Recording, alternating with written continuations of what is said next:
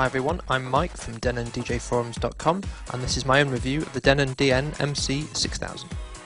For this review I'm going to be using a Windows XP laptop loaded up with Tractor Pro version 1.2.7, which is the latest at the time of making this video. I'm going to be running Tractor in a 2-deck mode, and I'm also going to be using the mixer on the 6000 rather than the software mixer. Now if you're watching this review, the chances are you know a little bit about the MC6000 already. It's basically a MIDI mixer and controller, but also has the ability to double up as a physical mixer as well. And it can do this because it's got a 2-in 2-out sound card compatible with PC and Macs. Now installation for this is quite straightforward. For my Windows setup, all I had to do was install the drivers off the CD included with the MC6000, that's the Windows ASIO drivers. That then installs the USB drivers for the audio and also for the MIDI at the same time. Once that's done, just plug the 6000 in. It's just one USB cable between the 6000 and your laptop, and then you can start up Tractor, and if all goes well you should see the MC6000 as an audio device in Tractor. Now if you're familiar with DJing with software, you'll know that any product has lots of buttons, knobs and options, and there is no way a controller can have a button for every single one on the screen. The controller would just be absolutely huge and too complicated. A good controller has all the most important and most used buttons to hand, but allows you to have a secondary function for all the buttons, so they can do two things if you press a shift button, which is exactly what Denon have done here with the 6000. Now as you probably know, the 6000 ships with Tractor in Europe and Virtual DJ in America, and what Denon have done is ensure that the 6000 works flawlessly with either products in terms of mapping buttons to functions on the software. So for example, when using the 6000 with Tractor, there's only 3 buttons in the center of the 6000 which don't actually do anything by default. But that's fine because it means that every single other button is described correctly whether you're using Virtual DJ or Tractor. One handy thing Denon provide with the 6000 is what's called a quick guide. It's an A3 sheet, one side dedicated to Virtual DJ, the other to Tractor. Basically half the sheet is dedicated to the actual setting up of the software for your for the 6000, and also the settings for USB for the MIDI controller. But the main center part of the sheet is what's called a function table list, and lists every single function of every single knob and button on the 6000, and also what happens when you press shift and that knob or button at the same time. So that's a very useful sheet just to keep handy and take with you to gigs. In the majority of cases, the shift button does what you expect. In other words, pressing the Q button by itself stores a cue point, pressing shift in the Q button deletes the cue point. There are a couple of exceptions which you have to look up. For example, the auto loop plus and minus symbol, when you press shift with that, that actually becomes the beat jump and allows you to beat jump around a particular track. So if you use Tractor, you'll know what that does. The other interesting key combination is in fact the jog wheel.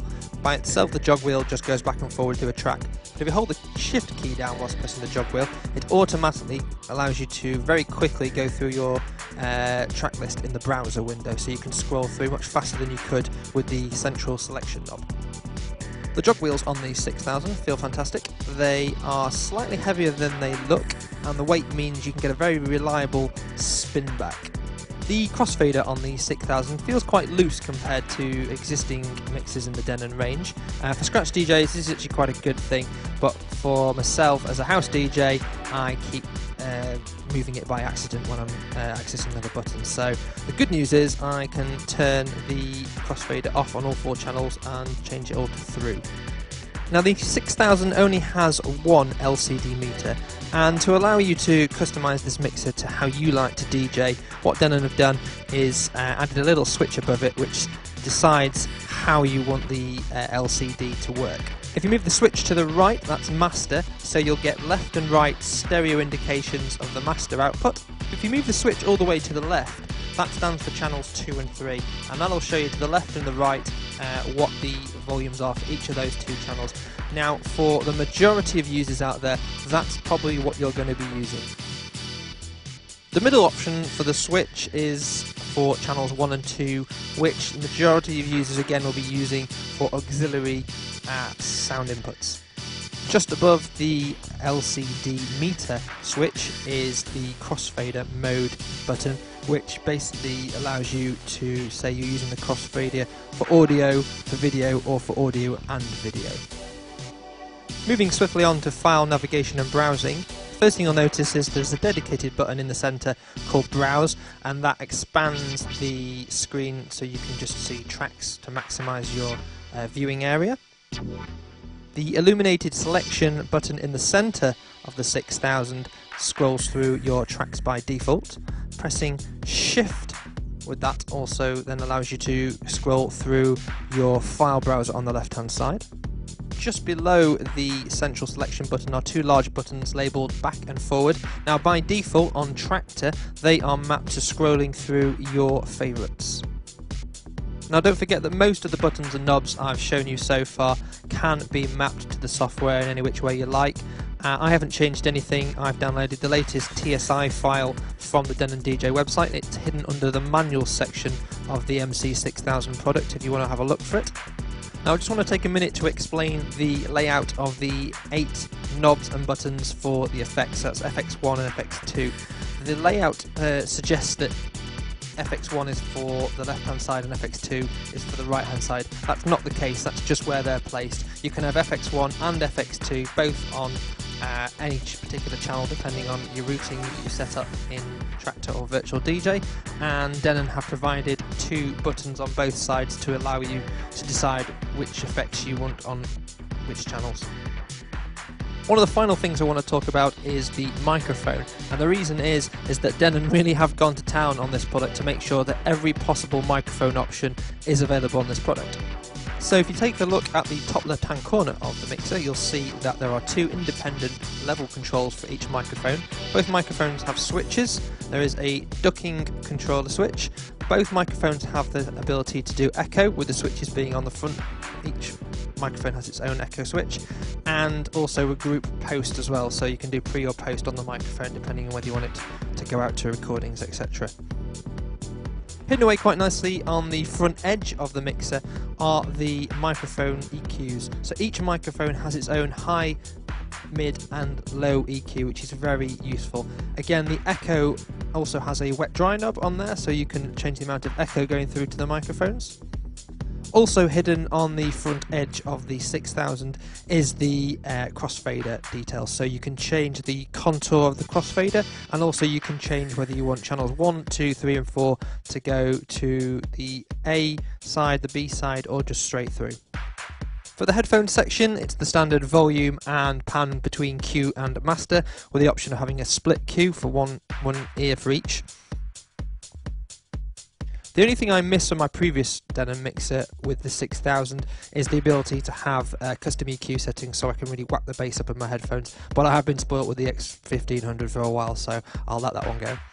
I'm going to very quickly run through the back of the 6000. Starting on the left hand side, we have the single USB cable to the PC or Mac, along with a switch telling you what you're actually connecting the 6000 to.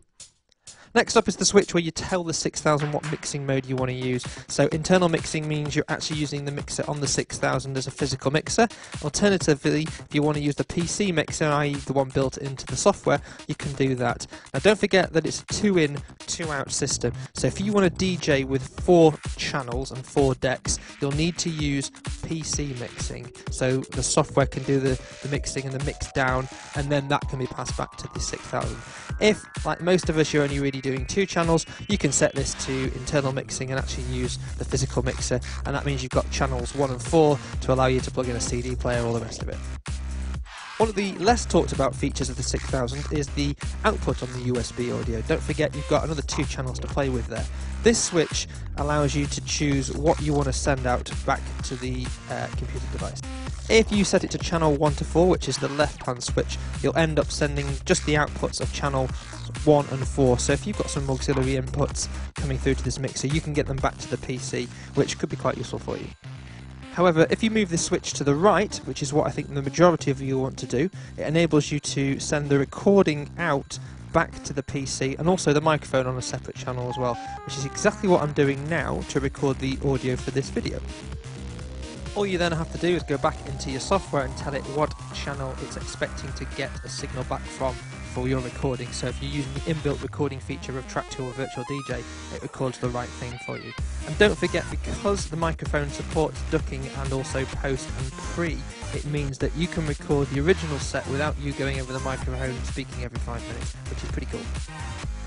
Next up at the back is the booth send out. Don't forget the 6000 has a full booth send facility. So on the right hand side of the mixer you've got your level for your booth, you've got a very simple high and low EQ and also what you want to send to the booth. So any individual channel can be picked or you can send the master out. So most people are either going to use the booth for a proper booth monitor cranked up to full volume so they can hear what they're playing.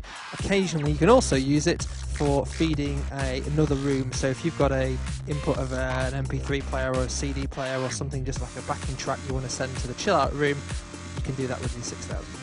The master out section is very boring. You've got two balanced XLRs and your stereo phono outputs.